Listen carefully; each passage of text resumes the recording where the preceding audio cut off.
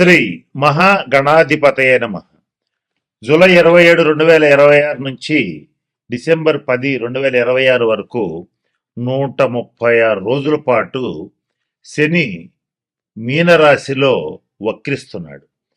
జ్యోతిష్ శాస్త్రం ప్రకారం వక్రి బలి అంటాడు. అంటే వక్రించినటువంటి గ్రహం చాలా బలంగా పనిచేస్తుంది అని అంటారు. చాలా బలంగా పనిచేయడం అంటే ఏంటి? ద్వాదశ రాశుల వాళ్ళ మీద పాజిటివ్ కొన్ని రాసులకు ఇస్తుంది. అది ఆల్రెడీ మన వాయిస్ ఆఫ్ ఏషియన్ ఛానల్లో ఒక వీడియో చేశాను, అది గమనించండి. అలాగే కొంతమంది మీద మాత్రం నెగిటివ్ ఇంపాక్ట్ పడుతుంది, అది కూడా బలంగా పడుతుంది. అయితే ఆ ఏ రాశుల వాళ్ళకి ఇప్పుడు వ్యతిరేకమైన ప్రభావాలు ఇవ్వబోతున్నాడు. ఆ వ్యతిరేకమైన ప్రభావాలని మీకు అనుకూలంగా మలుచుకోవాలన్నా లేదా వాటి నుంచి తప్పించుకోవాలన్నా ఏ రకమైన పరిహారాలు చేయాలి, ఏ రకమైన నిర్ణయాలు తీసుకోవాలి, ఇటువంటి అనేక విషయాల గురించి క్లుప్తంగా మీకు నేను ఇప్పుడు తెలియజేయడానికి ప్రయత్నం చేస్తాను. ఇక తర్వాతి వాళ్ళు వృశ్చిక రాశి వాళ్ళు. వృశ్చిక రాశి వాళ్ళు కొంచెం ఈ గృహాలు, స్థలాలు, పొలాల విషయంలో నిర్ణయాలు తీసుకునేటప్పుడు ఈ 136 రోజులలో వీలైనంత వరకు వివాదాస్పదమైనటువంటి స్థలాలు, పొలాలు కొనుగోలు చేయవద్దు. అంటే డిస్ప్యూట్ ల్యాండ్స్, డిస్ప్యూట్ ఆస్తులు ఏవైతే ఉంటాయో వాటి జోలికి పోవద్దు. ఒకవేళ అటువంటి డిస్ప్యూట్ ల్యాండ్స్ ఏమైనా గతంలో మీకుంటే మీరేం చేస్తారంటే అది సెటిల్మెంట్ చేసుకోవడానికి కొంచెం టైం వెయిట్ చేయాల్సి వస్తుంది. అది 136 రోజులు వెయిట్ చేయాలి. అది చిన్న టైం ఏం కాదు, ఎక్కువ టైం అయ్యేది. అంటే ఈ సంవత్సరం డిసెంబర్ 10 దాకా మీరు ఎదురు చూడాలి. ఆ తర్వాతే మీ కోర్టు సెటిల్మెంట్స్ కానీ మధ్యవర్తి పరిష్కారాలు కానీ అవుతాయి. ఈ లోపల అవ్వాలి అనుకుంటే తగిన శాంతి పరిహార క్రియల్ని పాటించాలి. అలాగే వృశ్చిక రాశి వాళ్ళకి ఈ 136 రోజుల్లో శ్రమ ఎక్కువ, సుఖం తక్కువ. ప్రతి క్షణం పని చేస్తూనే ఉండాలి.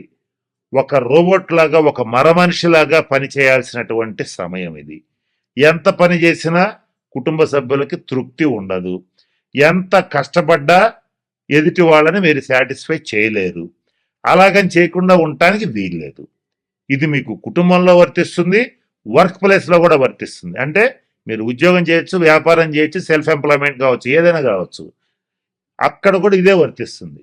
మీరు ఎంత కష్టపడ్డా మీ కష్టాన్ని వాడుకుంటారు, మీ సలహాలు వాడుకుంటారు, మీ శ్రమని వాడుకుంటారు. పొగడ్తలను మాత్రం ఆశించద్దు. విమర్శలు ఖాయంగా వస్తాయి, దానికి సిద్ధంగా ఉండండి. విమర్శ వచ్చింది కదా అని ఈ 136 రోజుల్లో తీవ్రంగా ఎదురుదాడి చేయడానికి మాత్రం ప్రయత్నం చేయొద్దు.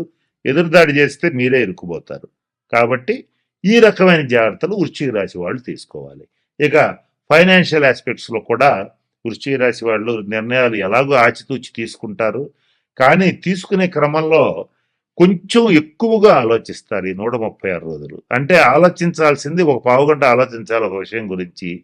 పావుగంట ఆలోచించడం కరెక్ట్ కాదంటే ఒక అరగంట లేదా గంట ఆలోచించవచ్చు. అంతేగాని రోజుల తరబడి, నెలల తరబడి ఆలోచించారనుకో మీ నిర్ణయం ఖచ్చితంగా తప్పు అవుతుంది. కాబట్టి ఏదైనా సరే 1-2 సార్లు ఆలోచించండి. మీ ఆత్మీయులు, మీ నమ్మకస్తులు, మీ శ్రేయోభిలాషులు ఎవరుంటారో వాళ్ళ సలహా మేరకు ఆర్థిక పరమైనటువంటి నిర్ణయాలు తీసుకోండి. జీవిత భాగస్వామితో భేదాభిప్రాయాలు రాకుండా జాగ్రత్త పడండి. ఏదేమైనప్పటికీ వృశ్చిక రాశి వాళ్ళకి ఈ 136 రోజులు సుఖం తక్కువ, శ్రమ ఎక్కువ, ఒకటే మాట.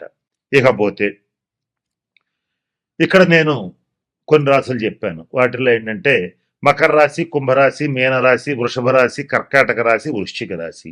ఈ 6 రాశుల వాళ్ళకి వక్రశని ప్రభావం తీవ్రంగా ఉంటుంది. ఎవరు ఏ తప్పులు చేస్తే ఈ వక్రశని ప్రభావం తీవ్రంగా ఉంటుందో చెప్పాను.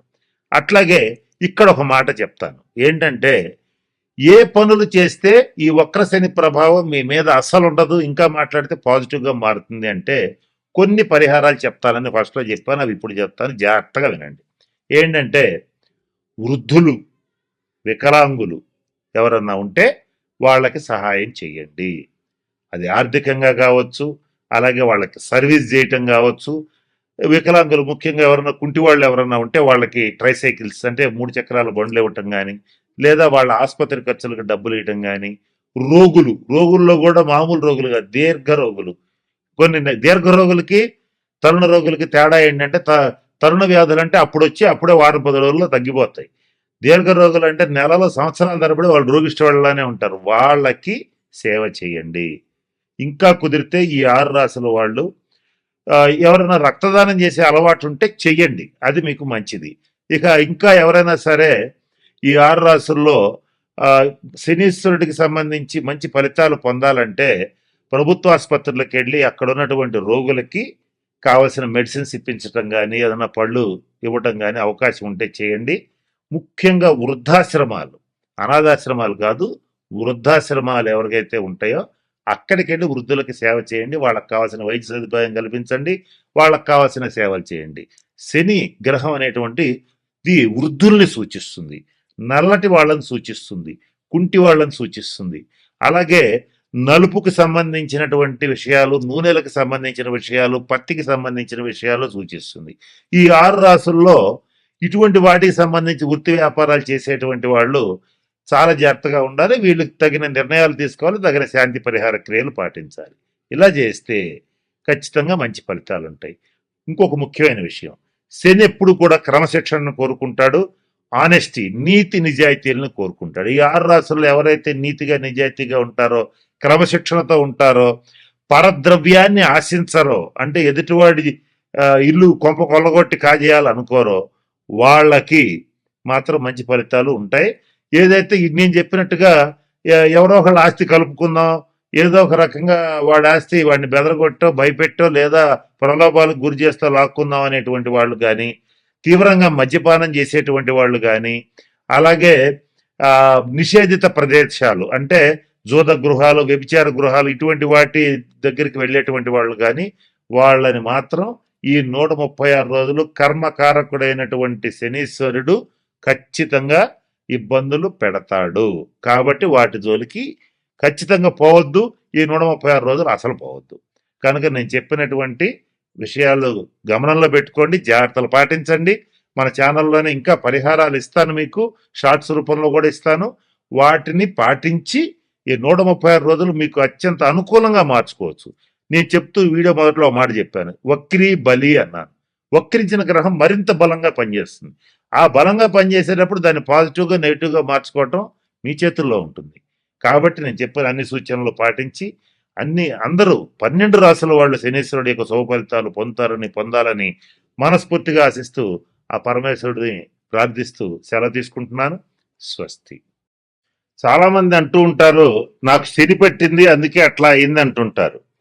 అయితే శని అనేటువంటిది వాళ్ళ జన్మ జాతక రీత్యా పూర్వజన్మ కర్మానుసారం పట్టి పీడిస్తుంది. కారణం శని కర్మకారకుడు, జ్ఞానకారకుడు. మన కర్మల్ని మనతో అనుభవింపజేసి మనకి జ్ఞానాన్ని ప్రసాదించే దేవుడే శనిదేవుడు. అయితే మనకి మనం చేసుకునేటువంటి స్వయంకృతాపరాధాలు కొన్ని ఉంటాయి. ఆ స్వయంకృతాపరాధాలు చేస్తే మనకి సంబంధం లేకపోయినా కూడా మనకి శని పట్టే అవకాశాలు కూడా ఉంటాయి.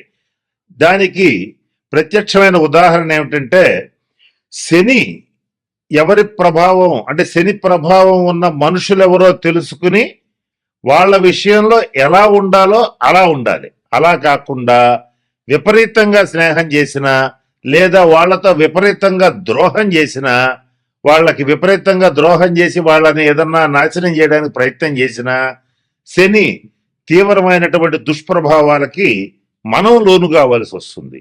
మరి స్నేహం చేయకూడదు, ద్రోహం చేయకూడదు. మరి ఏం చేయాలంటే వాళ్ళకి చేతనైనంత సహాయం చేయాలి. శని ధర్మాత్ముడు, అంటే ధర్మం ఎటుంటే శని అటు గెలిపిస్తాడు. కాబట్టి న్యాయంగా ధర్మంగా వాళ్ళకి సాయం చేసే వాళ్ళని శని ఏమాత్రం పీడించడు.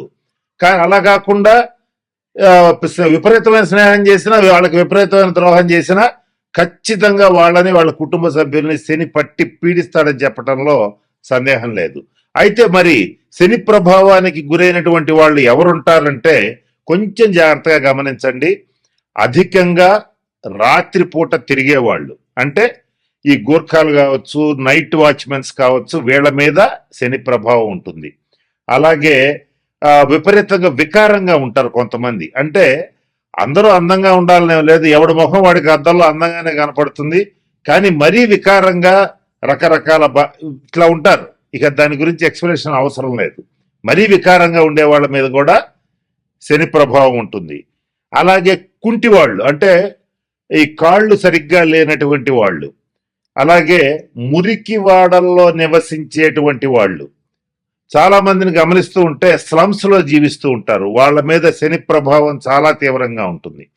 అలాగే నదులు, కాలవల, చెరువుల గట్ల మీద గుడిసెలు వేసుకుని చిన్న చిన్న షెడ్లు వేసుకుని జీవిస్తుంటారు. వాళ్ళని చూసి మధ్యతరగతి ప్రజలు ఏమనుకుంటారంటే, వీళ్ళకేంటి ఎక్కడ చెరువు గట్టు దొరికింది కబ్జా చేశారు, కాలువ గట్టు దొరికింది కబ్జా చేశారు, గుడిసెలు వేసుకున్నారు, వాళ్ళకి బాగానే ఉందని చెప్పి అనుకుంటుంటారు. లేదు, వాళ్ళ మీద తీవ్రమైన శని ప్రభావం ఉంటుంది, ఖచ్చితంగా ఉంటుంది.